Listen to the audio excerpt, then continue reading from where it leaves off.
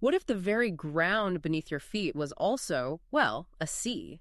What if history's heroes, the legends, were actually people described as fundamentally broken? And what if someone everyone saw as this pillar of honor was secretly trying to bring back ancient evils? Welcome. You've shared a book with us, and we're here to really get into its pages, pulling out the most fascinating ideas and revelations for you. Our goal is really just to help you navigate these complex ideas, maybe see some new connections you hadn't before.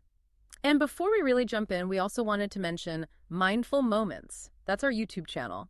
We've got an AI over there offering analysis of books just like this one. Yeah, it's designed to kind of spark reflection and critical thinking. Definitely check it out if you enjoy this sort of thing. Okay, let's unpack this book then. Right, so maybe the best place to start is how this book just messes with your idea of reality.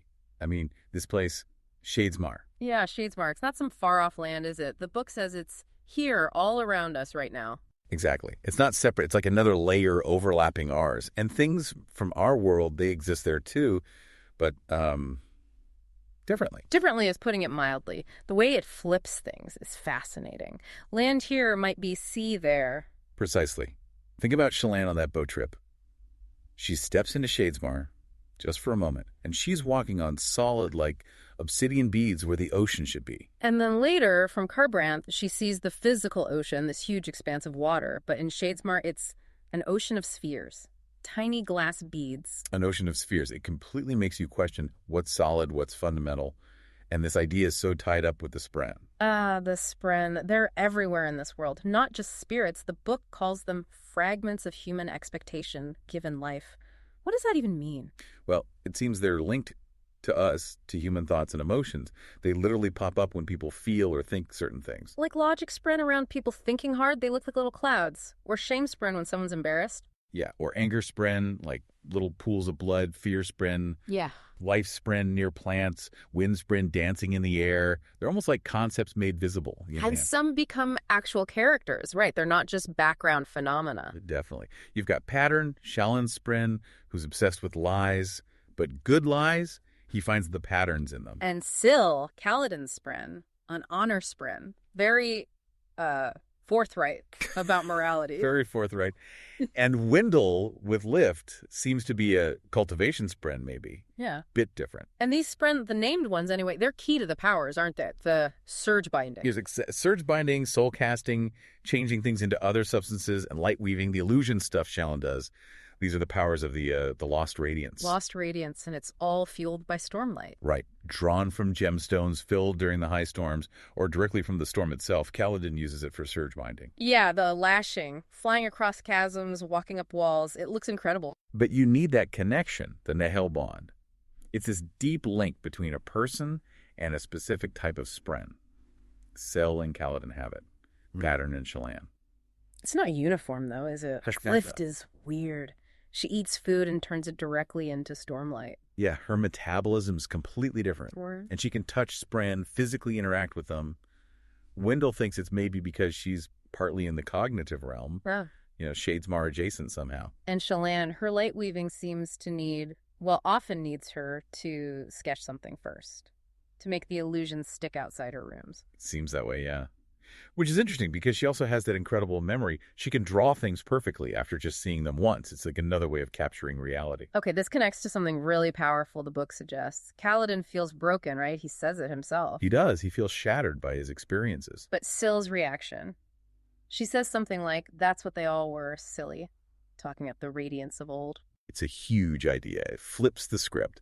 Maybe being broken, having those cracks, isn't a disqualifier. Maybe it's a requirement. Like the strength comes from healing, or maybe the cracks are where the light gets in, so to speak, where the bond forms. Perhaps. It suggests that wholeness isn't the starting point for this kind of power, but maybe something you achieve through the bond, through the struggle. Wow. Okay, speaking of power, let's talk about the shard blades and shard plate. They're just immense. Legendary. The ultimate weapons and armor in this world. Symbols of power, status, everything. And they have these specific, almost eerie rules, like how a blade appears next to its owner the moment they die. Yeah, we see that happen. Jesna's father, Wizoma, it's instant. But for a living owner, it takes 10 heartbeats to summon. That critical pause. And the plate, the armor, it leaks stormlight when it gets hit hard. You can see the power draining. Right. But there's this tension around them. They're the weapons of heroes, sure, but then you have Syl calling them abominations. That's jarring. She clarifies later, right? Saying it was the knights who changed, maybe not the blades themselves initially. Yeah, it muddies the water. What are these things, really? And Navani's research, she's looking into the gemstones and the blades. She wonders if the gem is just for the initial bond, not for actually powering the blade day to day. Which implies the power source might be something else, something inherent maybe. And Dalinar wonders if they were even made for fighting people. He thinks maybe they were for fighting things like that creature from the lake, the chasm fiend, something ancient. It raises huge questions about their origins and purpose. And then you have Moash, a dark eyes, getting a blade and plate. That completely upends the social order. It really does. Which brings us to the society itself. The Alethi, the Light Eyes versus Dark Eyes, the whole war camp situation on the Shattered Plains. It's a very rigid structure. And Dalinar, one of the High Princes, he's completely disillusioned with the war. He sees it as a farce, right? Yeah. Just a game the High Princes are playing. Exactly. He calls it a nauseating political farce. His whole goal becomes unifying them, but he knows he can't just order them around. So his strategy is pretty clever. Treat them like recruits needing discipline, but the real move is letting Adolin duel their champions. Right. Adolin wins the duels, they win the shards legally.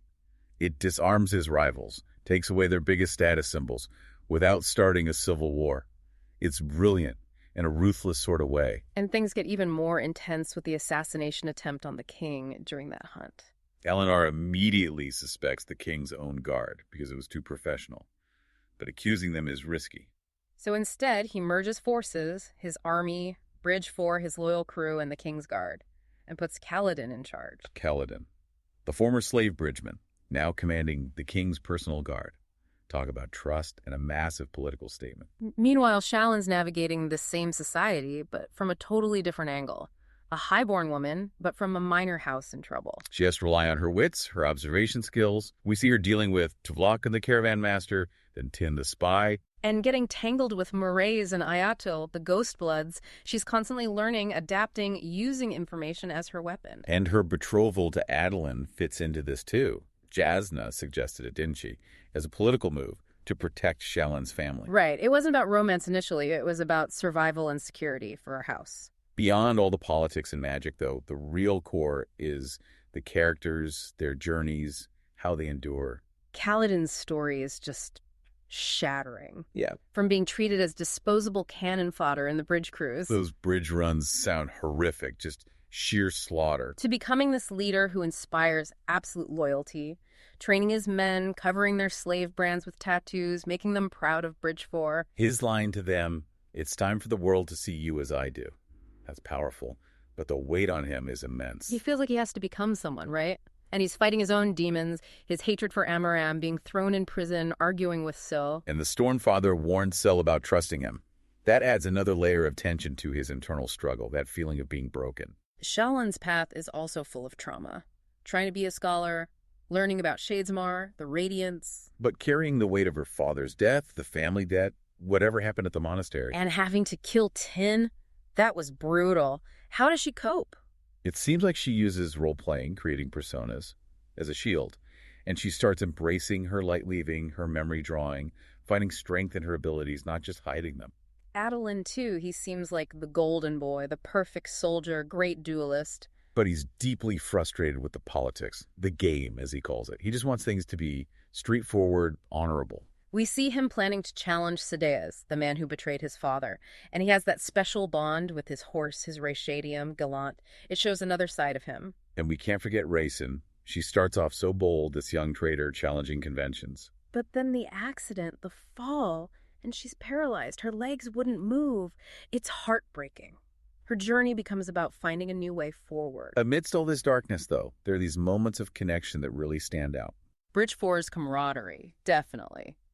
Hobber getting his tattoo, Rock making stew for everyone, Lopin's terrible jokes. It makes him feel real, human. And Shallan drawing Gaz, showing him some kindness despite their history. Stim caring for Ryan after her fall. Even Gawk's pardoning Lift when she totally robbed him. Little moments of grace. But grace isn't everywhere. There are hidden agendas.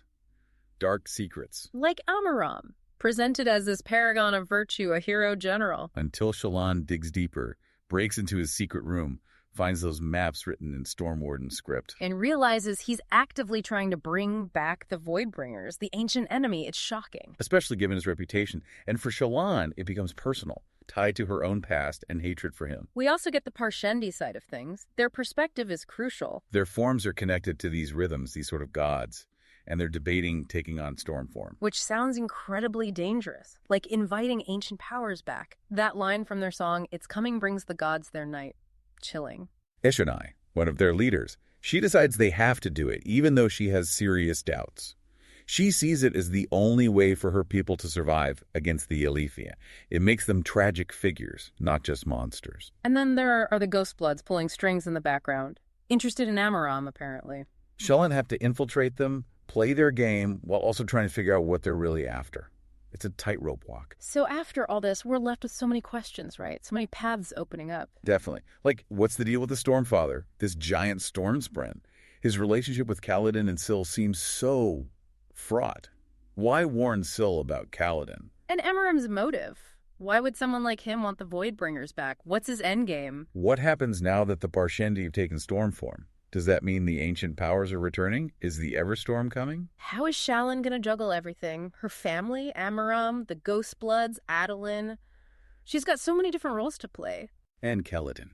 New commander, deepening bond with Syl, but still facing Amaram, the king. Yeah. How does he navigate all that without breaking again? What about Ryzen? What does life look like for her now after the paralysis? And Yim's Sprens, what was it? And that dying message, he comes. Who is coming? So many threads left hanging. We've really only just begun to explore the layers in this book. Shadesmar, the politics, the powers, the personal struggles. It's incredibly rich. And exploring a book like this, it's more than just following a plot. It's about engaging with big ideas, thinking about different perspectives, exercising that critical thinking muscle, which is exactly what we try to encourage with Mindful Moments and through our podcasts. Absolutely. So if you enjoyed this exploration, please subscribe to our feed. That way you won't miss our future discussions on compelling books and ideas. And share this with anyone else you know who loves getting lost in amazing stories and figuring out what makes them tick. We've put a link to purchase the book in the description if you want to experience it all firsthand. And as you go about your day, maybe think about this. In your own life, what accepted truths might have other layers, other realities hidden beneath them? And what hidden strengths, what potential for transformation might be waiting inside the parts of people, maybe even yourself, that seem broken?